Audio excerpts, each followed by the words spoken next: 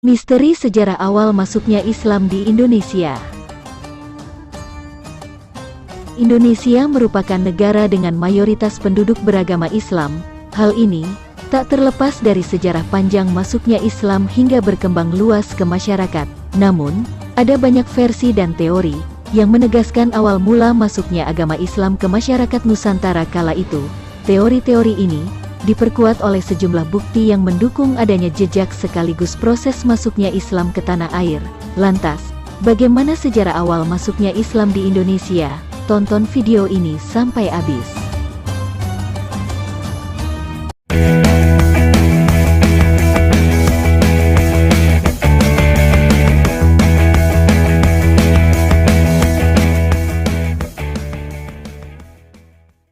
Kita bahas dulu teori yang pertama, yaitu teori Mekah.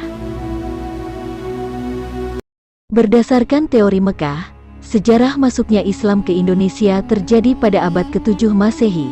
Beberapa sejarawan meyakini agama ini dibawa oleh para pedagang Muslim dari Arab yang datang ke tanah air.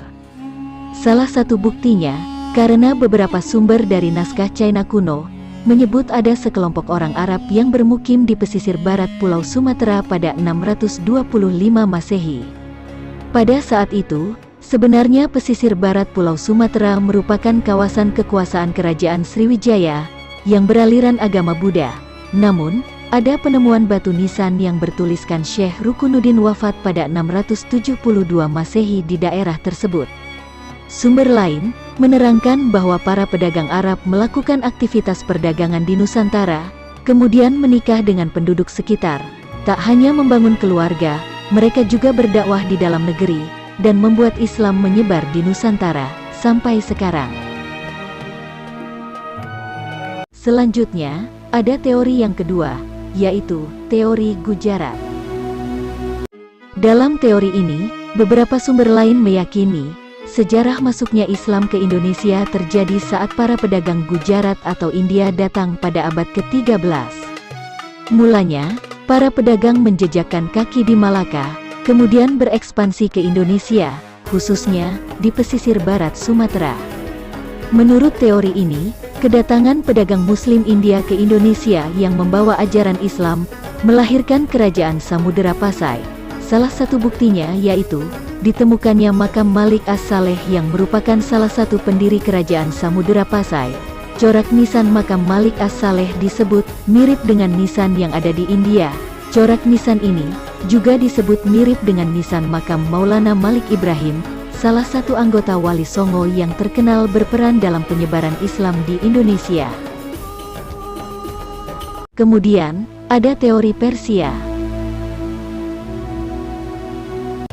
Menurut teori ini, sejarah masuknya Islam ke Indonesia juga terjadi pada abad ke-13, namun, melalui para pedagang Persia atau kini dikenal sebagai Iran. Hal ini tak lepas dari munculnya beberapa kesamaan budaya Islam di Indonesia dengan Timur Tengah. Salah satunya adalah kaligrafi di batu nisan yang ada di Indonesia. Selain itu, juga karena ada kesamaan ritual tabok di Bengkulu dan tabuik di Sumatera Barat yang hampir persis dengan bangsa Persia. Para sejarawan juga meyakini Islam masuk ke Indonesia karena para pedagang Persia, lantaran banyak kata-kata bangsa Persia dalam hikayat Melayu, Aceh, hingga Jawa. Namun, beberapa pihak menyebut aliran Islam bangsa Persia adalah Syiah. Sementara itu, aliran Islam yang berkembang pesat di dalam negeri adalah Sunni. Dan, teori yang terakhir adalah teori China. Sejarah masuknya Islam ke Indonesia disebut berasal dari China pada masa dinasti Tang sekitar 618 sampai 905 Masehi. Panglima Muslim China, bernama Sa'ad bin Waqqas yang aslinya berasal dari Madinah, dipercaya sebagai pembawa ajaran Islam ke Nusantara. Sumber lain menyatakan, Islam masuk ke Indonesia melalui penduduk China yang bermigrasi ke Asia Tenggara, salah satunya Indonesia.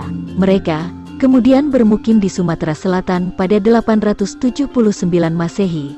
Ada juga yang meyakini bahwa bangsa China membawa ajaran Islam ke Indonesia melalui dakwah, hingga lahirnya Kerajaan Demak, kerajaan Islam pertama di Jawa.